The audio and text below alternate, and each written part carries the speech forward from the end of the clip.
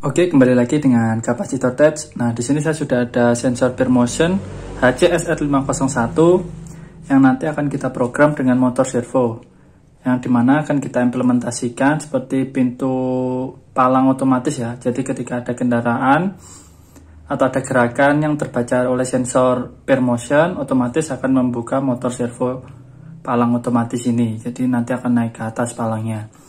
Nah, prinsip kerja dari PeerMotion ini yaitu merubah suatu gerakan menjadi suatu besaran listrik yang nantinya akan kita program dengan Arduino. Nah, untuk fitur-fitur yang ada di PeerMotion HCSR501 ini yaitu dia memiliki dua trim pot.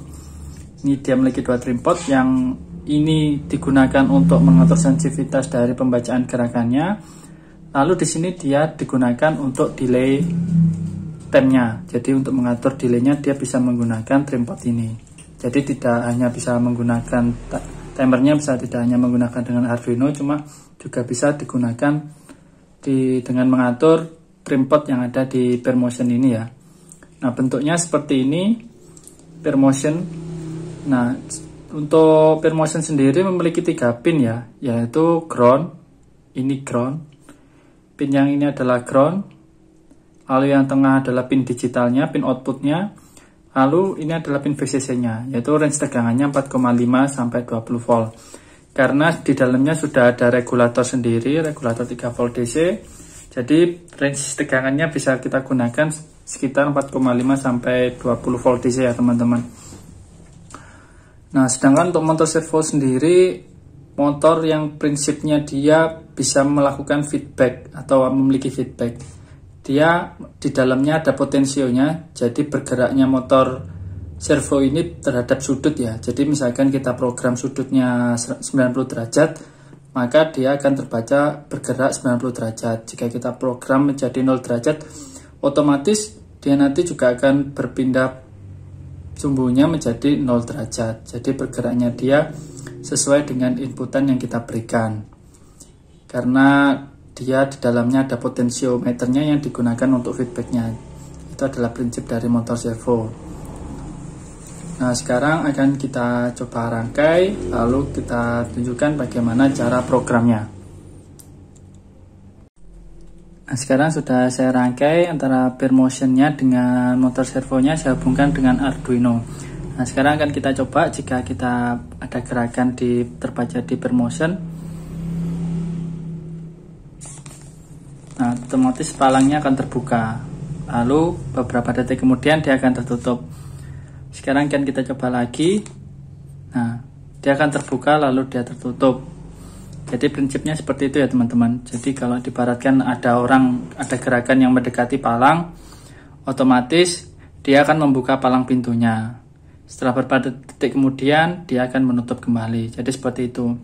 Nah, ini tidak saya pasang lagi untuk sensor depannya. Jadi di depannya ini seharusnya ada sensor lagi yang digunakan jika mobilnya sudah lewat atau orang yang sudah lewat, maka pintunya akan tertutup ya teman-teman. Ini saya gunakan delay saja karena ini hanya prototipe.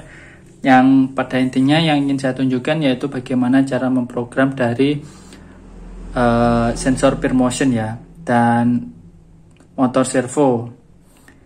Nah, prinsipnya seperti itu.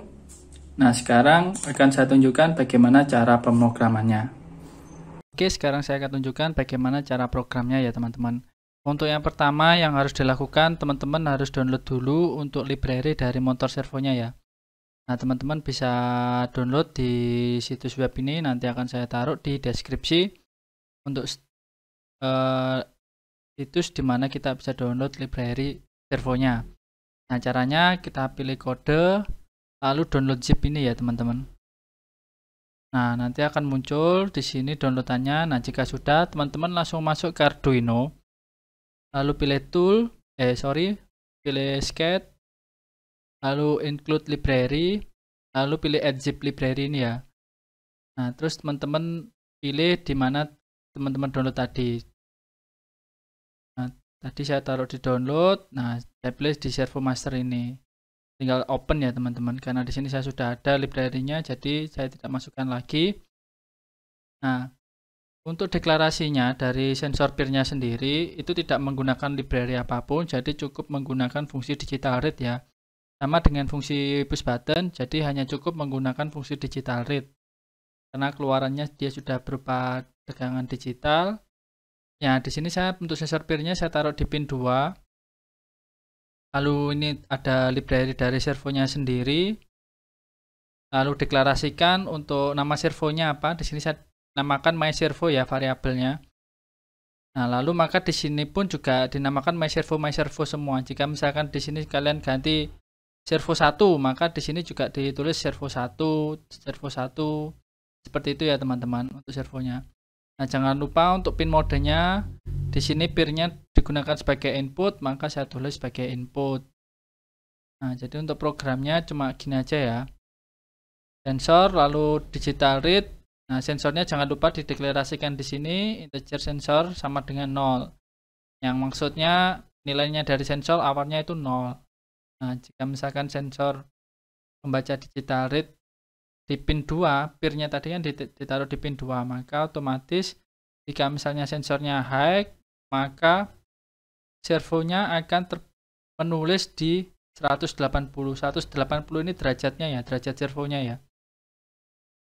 Nah, jadi jika misalkan sensornya high, maka otomatis servonya akan bergerak ke sudut 180 derajat. Nah, nanti akan muncul di serial monitornya buka tulisannya. Saya beri delay 2000. Lalu jika tidak, servonya akan menulis di sudut 90 derajat. Seperti itu. Nah, jika sudah, teman-teman tinggal langsung upload.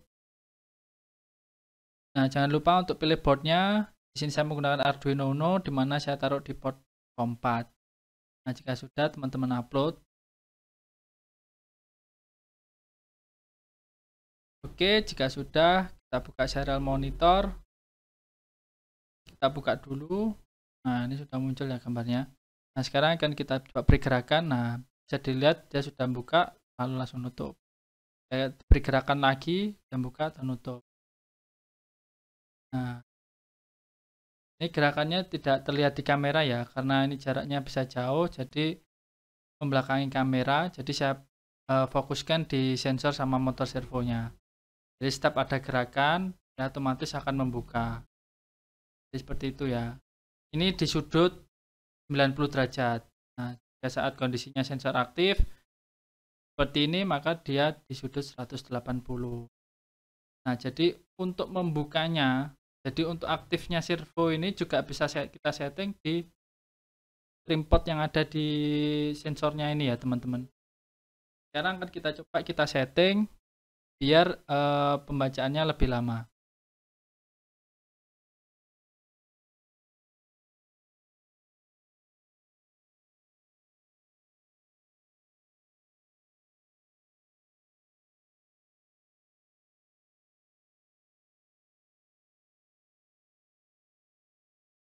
Nah, sudah saya setting. Nah, bisa dilihat saat dia naik, saat dia terbaca sensornya, dia akan naik terus karena delay yang ada di sensornya ya teman-teman.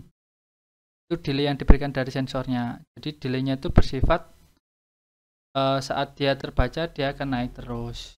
Nah, ketika sudah tidak ada terbaca gerakan lagi, otomatis dia akan menutup lagi. Jadi seperti itu. Cuma kita tidak bisa mengira-ngira delaynya karena dia sifatnya berupa trim pot.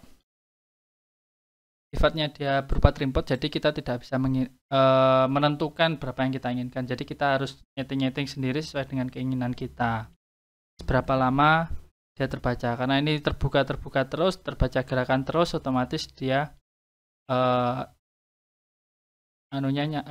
servonya jadi terbuka terus dalam kondisi di 180 derajat terus. Nah, jadi seperti itu teman-teman untuk cara program dari sensor peer. Sebenarnya untuk implementasi sensor peer ini bisa digunakan juga di sensor maling, anti maling. Jadi kalau misalkan nanti ada gerakan bisa dipasang di buzzer. Lalu jika ada gerakan otomatis buzzernya akan menyala. Kita program kita aktifkan di malam hari atau juga kita bisa gunakan di lampu-lampu rumah atau di lampu-lampu yang jika misalkan kita ingin masuk lalu lampunya itu menyala. Jadi bisa diimplementasikan di seperti itu ya. Contoh-contoh implementasi dari sensor peer. Nah, oke, cukup sekian untuk tutorial kali ini. Semoga bermanfaat. Sampai jumpa di tutorial-tutorial berikutnya. Jangan lupa untuk like dan subscribe channel Kapasitor Tech. Bye-bye.